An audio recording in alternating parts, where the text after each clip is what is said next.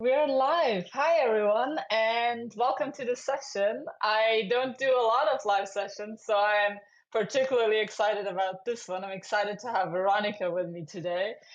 Um, Veronica, you are a keynote speaker, a coach, a best-selling Substack author, the author of a brand new book, among others. You're a triathlete mom. You're a big inspiration for me personally and for so many other people.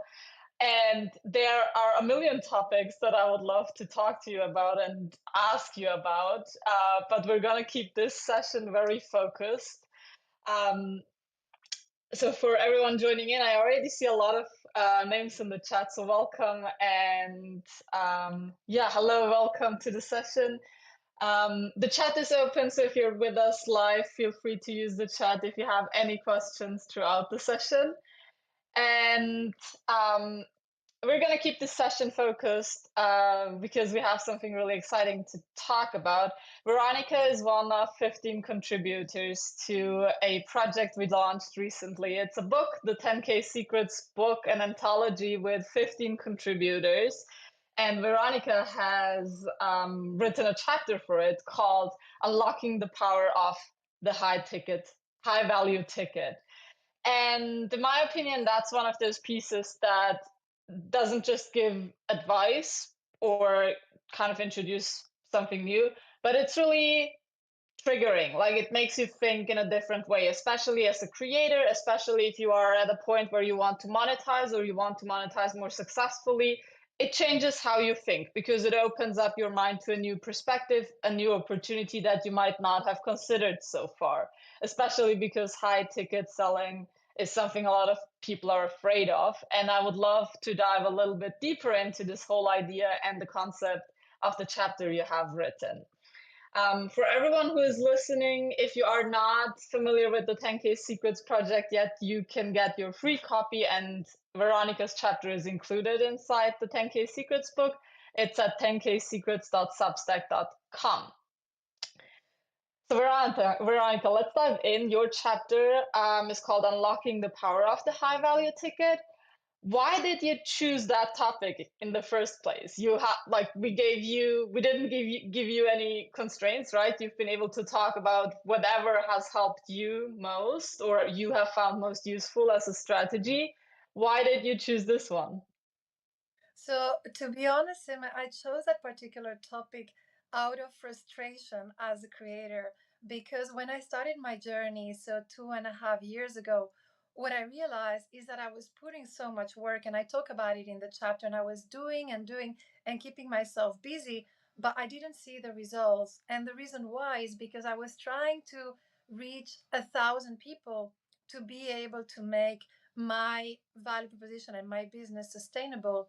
And at one point, I realized that that was not working. And it was so hard to try to sell something, anything, even if it's a $1 item, to 1,000 people. And so I realized, and also looking around, that there had to be a better way of doing it. There had to be a more strategic one. And that's where I started working and shifting a little bit from trying to sell very low value items to trying to focus on what is one offer that can be very high value, that can add value to individuals and organizations, and that can really help me move the needle. So, to be honest, it was really a reflection of my own personal story because I do believe that many creators can face the same issue, working a lot, trying to be as productive as possible. And yet, when you look at the equation of input and output, it's not really there.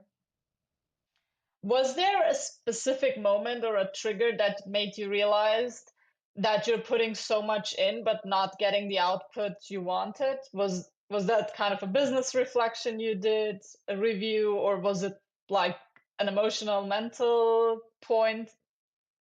So, to be honest, I would love to tell you that there was one specific moment, but I think it was a feeling. And to give you an example, when, for example, if you've been trying to lose weight for a while and you've tried all different diets and nothing works, and you have that feeling of frustration. Or in my case, as a triathlete, I'm a pretty bad swimmer.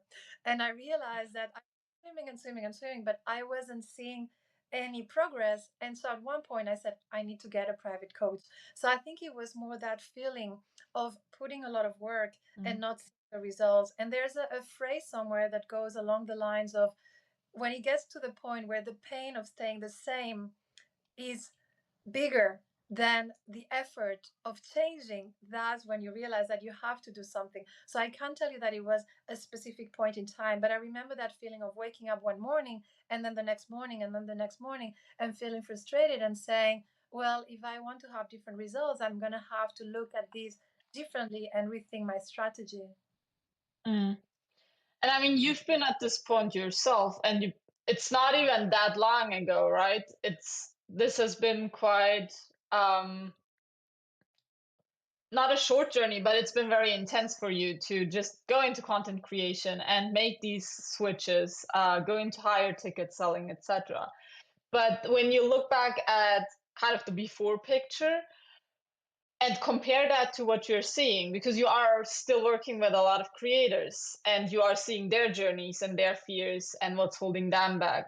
What do you think is holding so many people back from going into higher ticket and going into higher value products? And even when they see the math and they understand that, okay, if I have a $2,000 client, it's easier to make like a full-time living. Why do you think are so many people afraid of taking that step and going into it? So I think that's a really good question. And if I have a moment of vulnerability here myself, looking back at my own journey, I think there is a piece of lack of self-belief and a little bit of imposter syndrome, because most people are fine with putting a product that costs $5 or $10 or Mm. $20, but the mindset shift that you need to say, I have something that I believe is worth 1,000 or 5,000 US dollars, is something that really starts with your mindset. And I think that's one of the things that puts holds a lot of people back, is really being your first stakeholder and convincing yourself that what I do has value. And for me, it was a journey. And nowadays, I actually think that I should even increase my prices, because I've come to the point where I'm comfortable delivering the type of workshops and services that I do. In my case, is keynote for companies and workshops and B2B services. So I think the mindset is a huge one. And I think there's also these belief that many people have, that it's easier to sell something that is worth $5 than to sell something that is worth $5,000.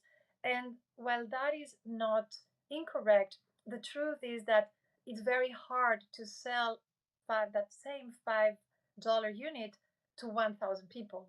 Let me give you a very specific example. I'm an author. I've seen a few authors there. I saw Peter and a few others there. And as an author, I recently published a book with Penguin Random House, so the biggest publisher in the world. And you might think, I oh, have it great. here. Oh, you have it there. It's right here. Awesome. Oops. So the reality of a book, to make it very tangible, is that a book costs what, 15, perhaps $18 on Amazon. If you work with a publisher, you only get 8% of the royalties. So we're doing the math there. I would need to have 1,000 clients for me to make 8,000 US dollars from books. So that's a lot of readers for me to find. And so it's also bringing that to the business life and doing the numbers. If you do the numbers, you realize that whether it's a book or whether it's $5 subscriptions on Substack, it's going to take you a long time to grow that community. So to bring it back, look at the mindset and what's holding you back, and then sit down and do the numbers, a piece of paper, and try to see, okay, what do I need? So we're talking about a 10,000 US dollar month. What do I need to make that happen? If you're going to go for subscriptions, or if you're going to go for books or low cost, how many of those do you realistically need to sell? In my case, with my webinars, with my workshops, it's 5,000 US dollars. So I realistically need two of those a month to be able to reach those numbers. Mm. Yeah, I think it's so important to emphasize that you have all these different options. You can sell a $1 product to 10,000 people. What matters is that you are aware of what it will take to make that shift, or to get from A to B, because it's very clear that if you have two $5,000 per month clients, a huge part of what you have to do is really communicate the value of your work very clearly and have a very strong value proposition so that someone or some organization is willing to pay that amount for your effort. On the other hand, if you are selling a book, a mini course, a $5 subscription, you have to do a lot of content marketing. You have to put out a lot of articles, videos, short form notes, gain visibility, and you're just doing very different tasks and to a different volume. I mean, if you had focused on building your audience as much as possible and selling to your audience, you would probably be publishing a lot more content, right? You don't have to do that because your income is not entirely dependent on that because you're taking a different path. And I think that's also a key message of the 10K Secrets book. It's like there are a lot of different ways to make $10,000 a month by building an online business or building a digital business, building a digital presence. We are covering 15 very specific strategies inside the book, but that's just a tiny percentage of all the possibilities that are out there. And I think that's the beauty of it, or the beauty of this journey is when you opt for the options that make sense for you and that fit your strengths and your personality. And it seems like you have found a really like sweet spot, a golden spot there for you that works really well. Also with like looking at the rest of your life, right? As a mom, as a triathlete, you have other priorities. You have commitments that take up a lot of time. So probably want to be able to plan in advance and have a set schedule that you can rely on, which working with those bigger clients, I guess, makes easier than like constantly changing your plans and not really knowing where your next income is going to come from. Yes, and that's such a good point because now, right now, we're talking about the high value ticket, but the reality is that you can really create your own formula. It's not an either or. Like, I love writing books and I love working on my newsletter. And even though you say that I don't put, you're not saying that I don't put a lot of work, but that I don't necessarily invest that much, the reality is that I do because I love it. And I think it's really great when you can really listen to your passions and find that formula that works for you. So for me, the high value tickets are great because they bring the income and it's something that I love doing. It allows me to leverage my corporate experience as well, which I didn't want to just say goodbye to 15 years of corporate experience. But at the same time, what do I really love doing? I love talking to people. I love being able to have my own community. I love that sense of building my tribe and having webinars. I'm going to have one this week and having a live with you. So I think the beauty is that you can mix these different pieces. So in my case, I have these three pillars. So I do my B2B workshops, I have my community where I have my subscriptions and my coaching and all of that, and then I have my books, courses and things like this. So for whoever is listening, I love Sinem's message that you have so many ways of creating your own path and your own formula. Mm. And one thing that goes into creating your own path is how you present those offers and how you price them. One thing that you say in your chapter is abundance starts with you. And we already talked a lot about what it took mentally for you to go from your corporate job to being a creator, being an entrepreneur, and then also offering those B2B workshops and talks that you're giving. But is there anything else that helped you overcome like this mental barrier of charging more? Because I assume that your prices have also gone up over the last few years and months. You said that you are actually thinking that it would be valid to charge even more now. Do you have any tips for people who are going into higher value ticket or who are, being inspired by your chapter or this talk and thinking, well, I actually have something valuable that I could also offer for maybe several $1,000s to organizations because it can actually help make a difference for them? Sure, and that's a really good question because I very often talk about the mindset, but I think you need the mindset and you need the action, and the action very often precedes confidence. So if you want to be a confident speaker, if you want to be a confident writer, if you want to be a confident whatever it is, you name it, you need to take those steps first. And so one thing that personally really helped me strengthen that value and reinforce that courage or that confidence was really doing. So the moment that I delivered my first session, and I was super nervous and it was quite cheap, I think now in retrospect, I put so much work into it, and the feedback was quite positive. And so you do one session and you get a little bit of positive feedback, and you also get constructive feedback, both. But that's really what encourages you to keep going and keep improving and trying to find ways and things to do it better. And then from there, once you do it a couple of times, you have that confidence to say, actually, I think that I can increase the value. So it's not only the mindset, I think it's also about doing. And it's the same with life. So, Sinem, you told me that you recently run your first 10K. Yes. So, what happens when you run your first 10K? That you probably think that what once you thought was unachievable, like a half marathon, maybe now it's a possibility because you've set the bar and you were able to reach it. And then from there, maybe you do your next race, which might be a 15K, and then you go to your half marathon. And I think when we're talking about the business world, it's very similar. For my first session, I think I charged something like a bit over $1,000 US. And I thought, oh my God, this is so expensive. What if I don't deliver? But then I did it, and I saw the feedback, and I saw that I was able to engage people and to add value. And from there, I said, well, actually, I think I can do this better. And there are some tweaks that I can add. I added things like interaction, adding polls to my sessions, for example, being better at the activities, group activities, having a survey at the end. And from there, I started to increase the prices. So I think that combination of the mindset and what you tell yourself every day when you go in front of the mirror. Before this session, I told myself, this is going to be a great session with Sinem, because you have to, because you're your first stakeholder and you really have to believe in yourself.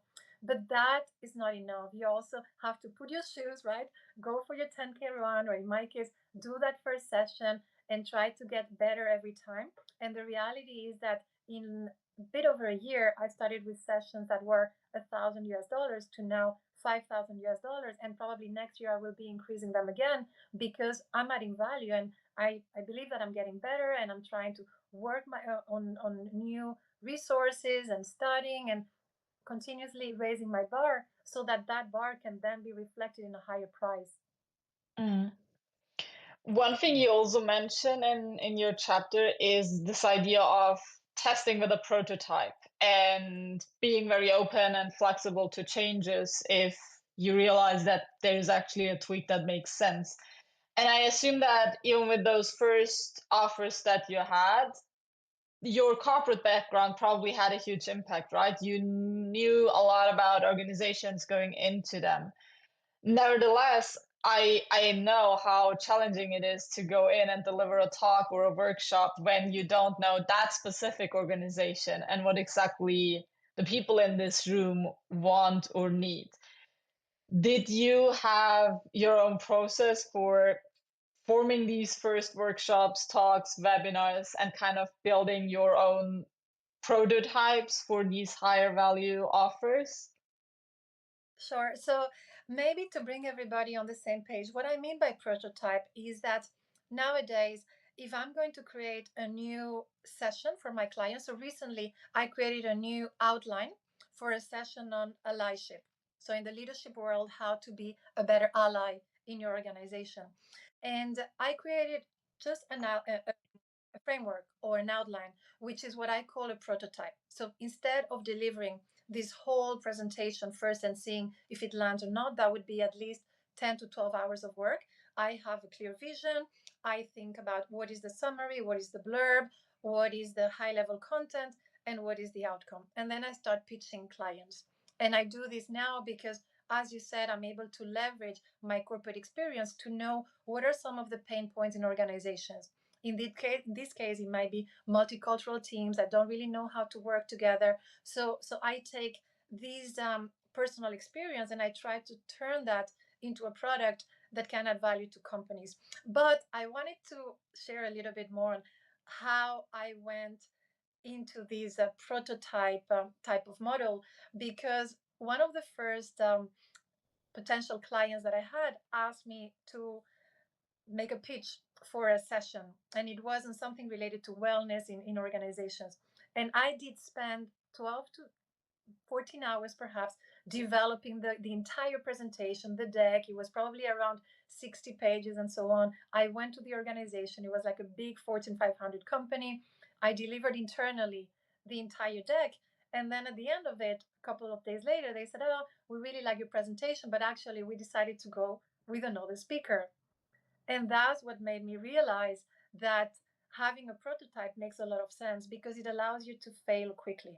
And that's Mm. something that I see all the time. Maybe out of 10 outlines that I have, perhaps only 6 or 7 are the ones that go through. But what it means from a productivity standpoint is that I don't have to spend 10 to 12 hours like I did before in this session. So that's why I recommend people, as scary as it is, to try the prototype approach so that you have an idea of what your course is going to be. You can even build it together with your audience. I've done this in the past where I launched a course on personal brand, and every week I was sharing a session. Instead of having to wait for 4 months perhaps to have the course ready, you have like this prototype approach, and instead of speaking to the void, or like in my case, spending so many hours to create a presentation that in the end I didn't deliver. What a shame, but it was a great lesson.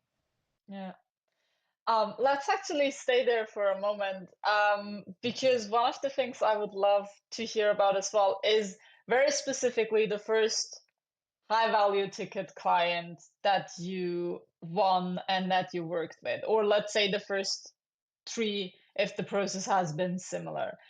Um, how did you actually land that gig, or how did you land that client? What went into it from the moment you decided, okay, I want to do this, I want to deliver? And I think you said it was a $1,000 offer, the first one.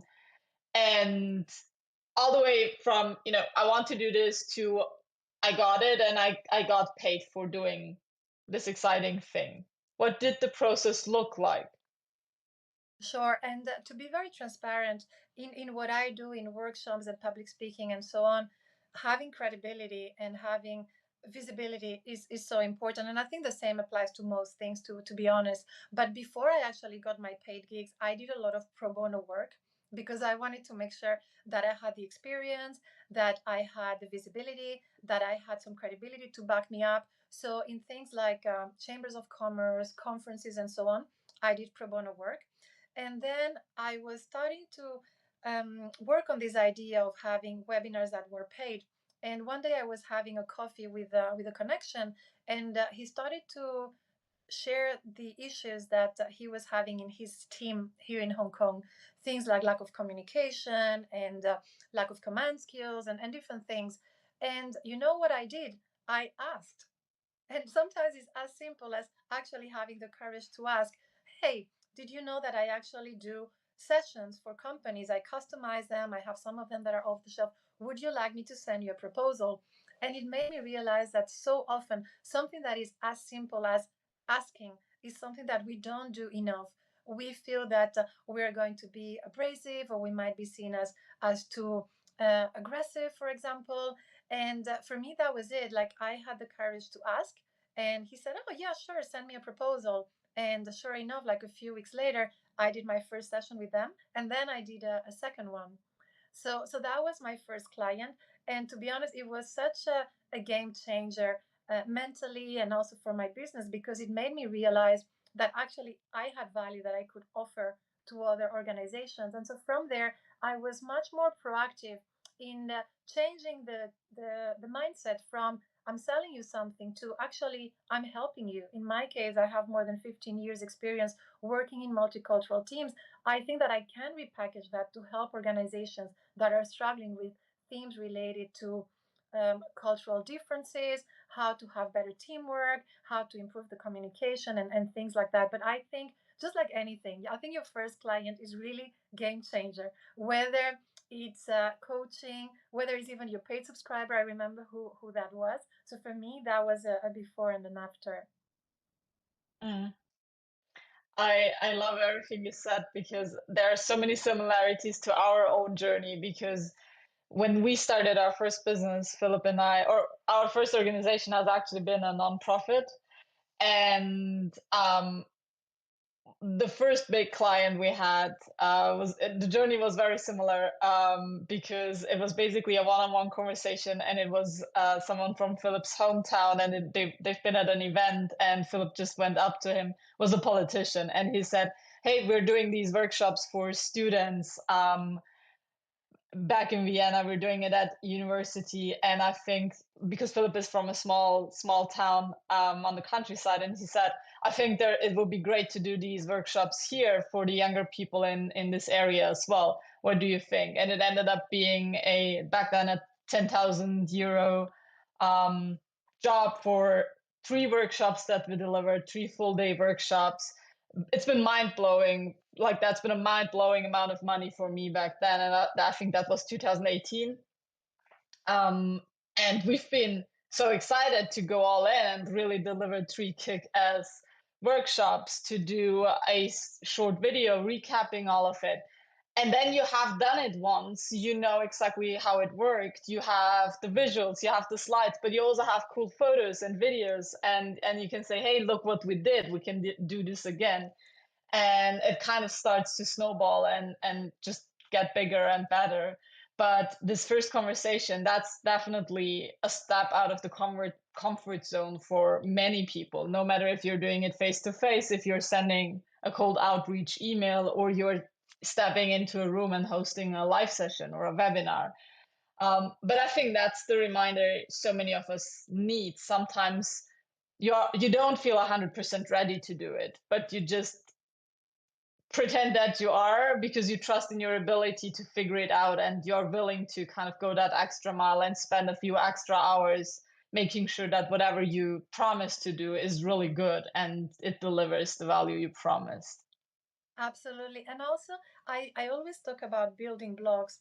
Like, if you're going to start thinking straight away that you're going to go on a podium in front of 500 people, you're probably going to set yourself for failure. However, if you start small, for example, what we're doing today is a live session. I remember the first one that I did on Substack was not so long ago, and I was pretty mortified. But what happens is everything is a big deal until you do it. And then you do it, and it's not a big deal anymore. So you do your first live session, and then from there, perhaps you do a webinar for your paid subscribers, which is what I did in the past. And it's still a safe environment because it's with people that you already know. And then next thing, maybe you do a workshop for a company, and it might be a workshop for 15 people, and you build up and up and up. And to give you an example, one of the most terrifying things that I did was last year for a global company. They asked me to be their keynote speaker, and this was for a virtual summit. So all over the place, all over the world.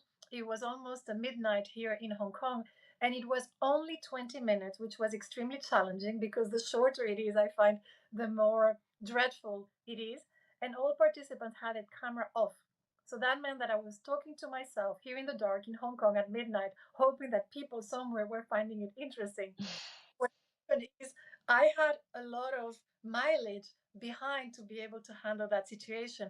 If I were to start today and do that straight away, it would probably be a disaster. So I really love this idea of the building blocks and kind of stretch your area of comfort and your space of safety. Yeah, I love that.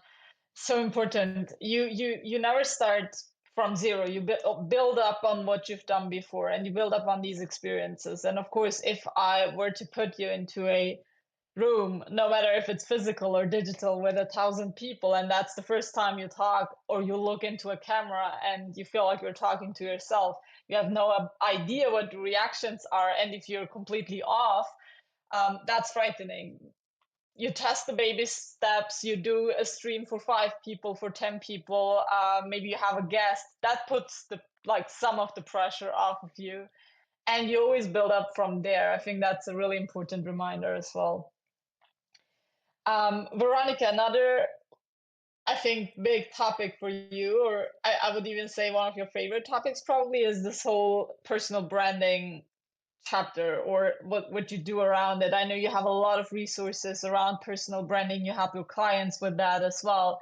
And I'm assuming that everything you do to position yourself also has a huge value and a huge importance for your higher value clients as well.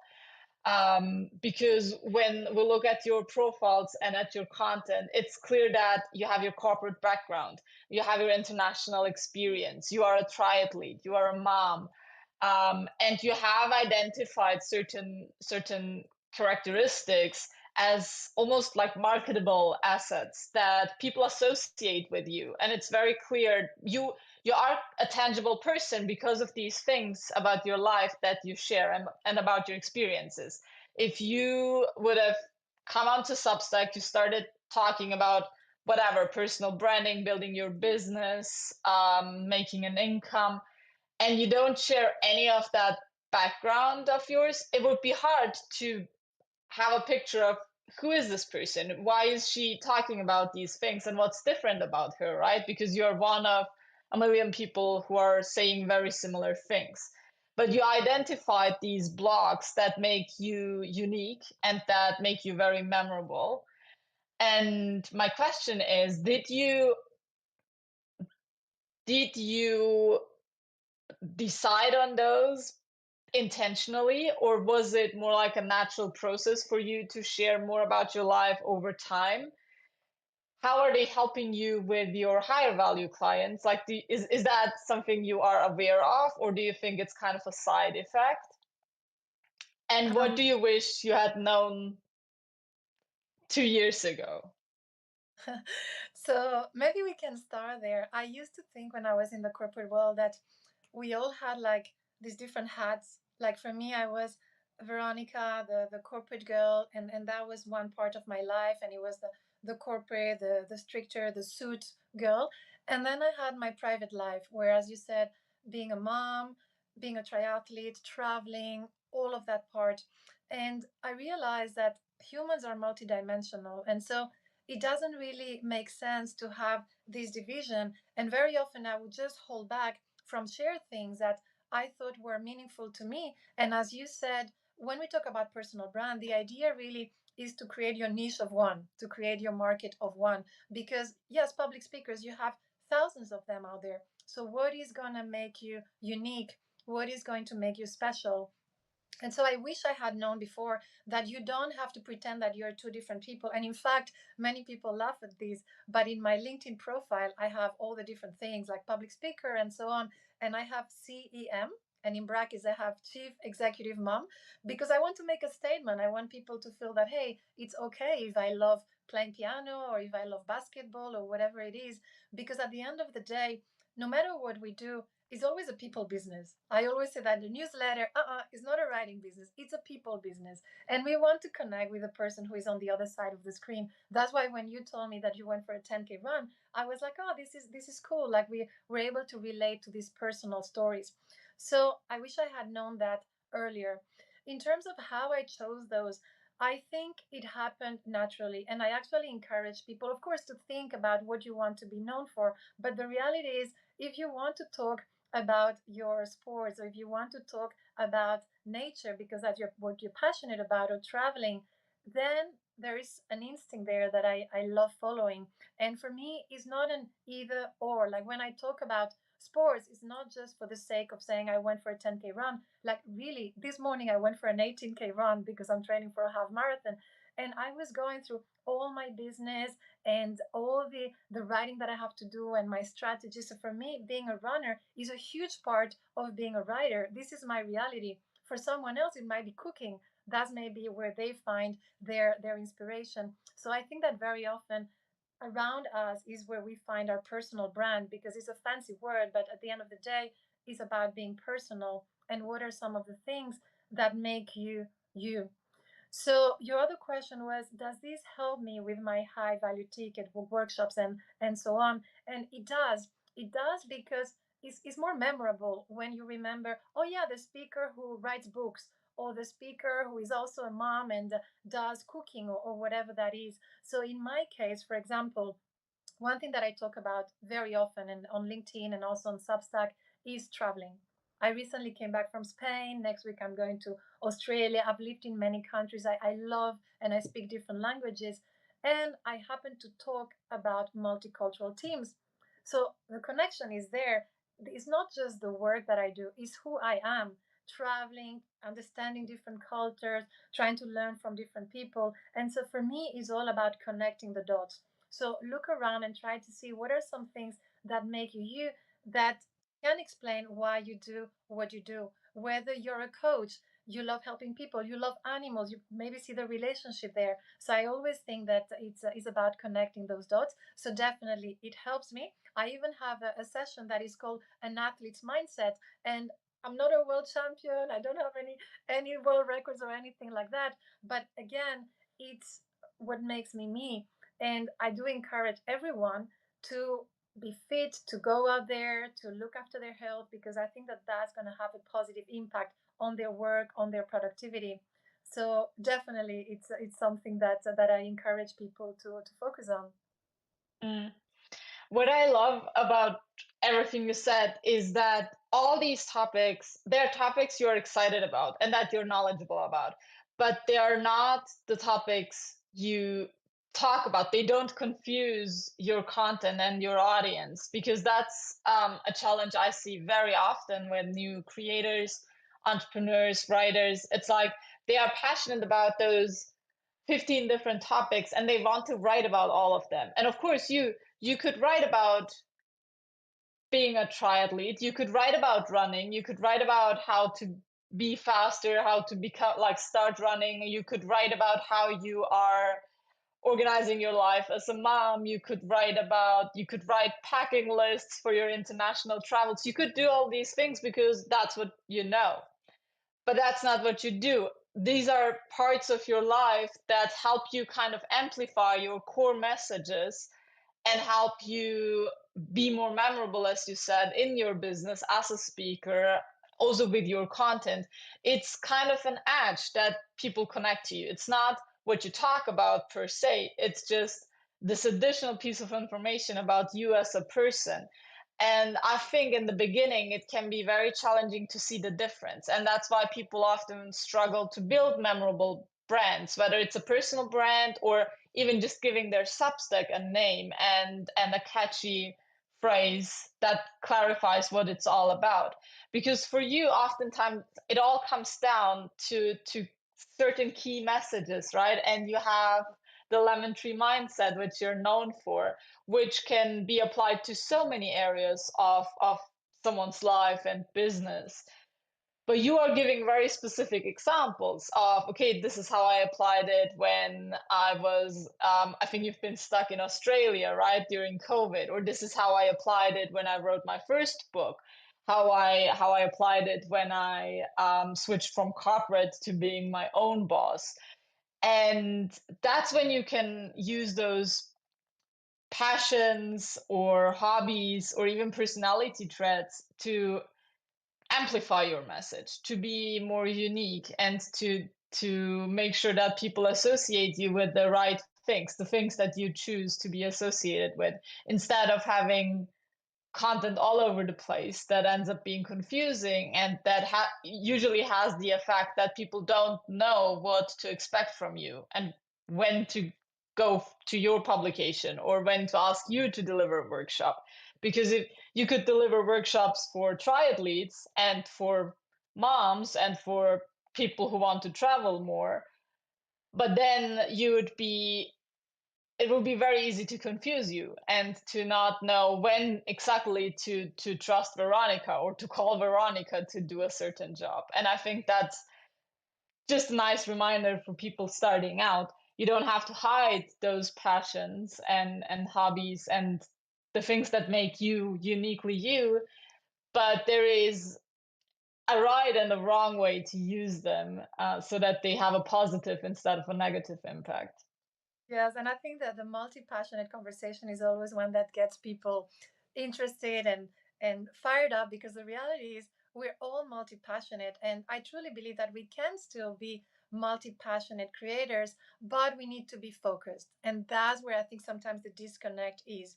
if you're not making that connection for the readers, then one day I'm Veronica the triathlete, and the next day I'm Veronica the mom, and the next day the one who travels the world, and it can be very confusing. However, if you're connecting those dots and staying on your message, for me, I'm trying to help writers and creators create a digital ecosystem so that they can turn their passion into their lifestyle.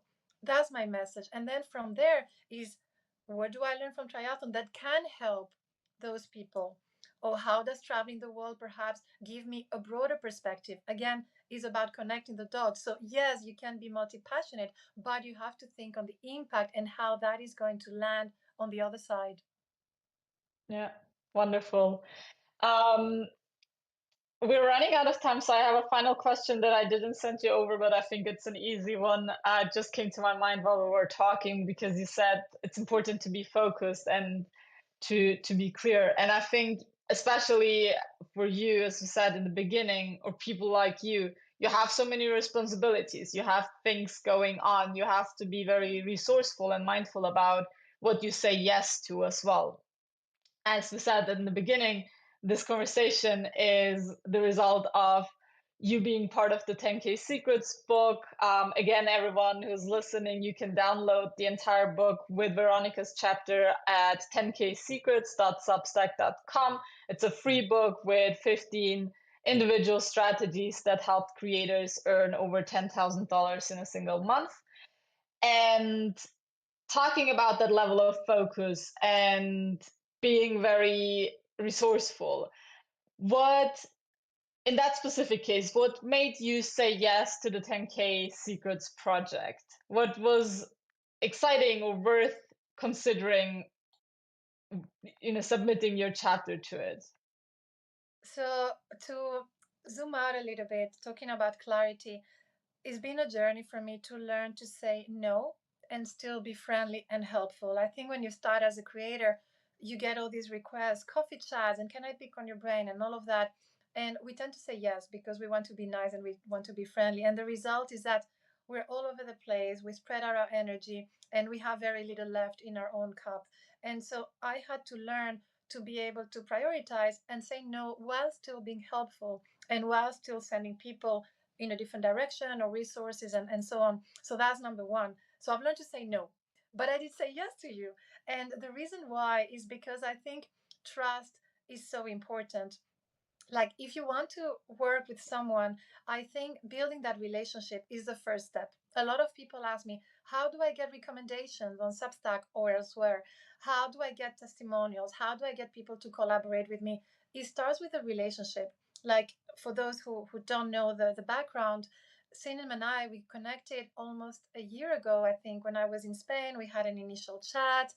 Then we did a couple of collaborations together. So for me, when someone like Sinem tells me, hey, Veronica, I have a partnership that I would like you to be a part of, almost with my eyes closed, I can say this. I would say yes, because I know that you think in terms of win win collaboration and partnership. And I'm the same. And so when you build that level of trust, most of the time you're going to say yes. So this is a testimony to the relationship and the that I think is honestly so important in a world that is dominated by AI. So I say yes to people more than projects, to be honest. That's a really nice way to put it, and I love it. I think that's it also puts a perspective on what being a creator and a digital entrepreneur can look like, because when you're starting out, it often looks very isolated and you think a lot in terms of platforms and algorithms and strategy, and it's hard to see that personal connections and relationships can be a huge and a very relevant part of everything that you do and can be a great amplifier. It's definitely been a huge part of our journey on Substack as well. The people we have met, the people who have supported us, it's I can probably attribute 50% of our growth to just the conversations we have with people like you who have been incredibly relevant when we started our journey, because you've been on Substack way before us. You've had so much knowledge and you've been willing to share that, and you've been willing to share what you have learned. And you do that through your content as well. But still, it's a huge commitment to hop on a call and answer questions and help someone out. And I think when you're starting out as a creator, it can seem like very lonely and isolated. And that's the reality for most of us, because when I started creating content or writing on the internet, I didn't know anyone else was doing that. It's a very odd thing to do when you talk to your friends or family. Most people don't write, or most people don't create content. So it's so valuable to find your people and to find your tribe. And yeah, still thank you for saying yes. It's obviously it's not an obvious expectation when you ask someone to collaborate on a project like that. I just saw Dave saying, where do we download the book?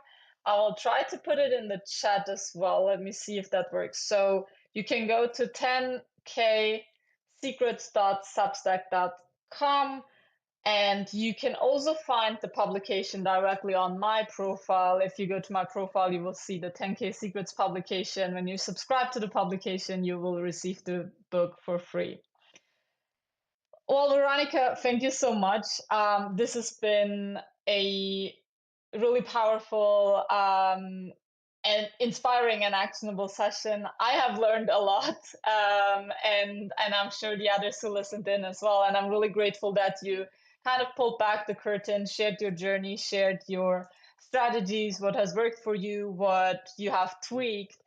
And I think it's just a testimony to how far you can come when you combine courage with your existing experiences and clarity, so that you are not afraid to show up and put yourself out there. Thank Um, you.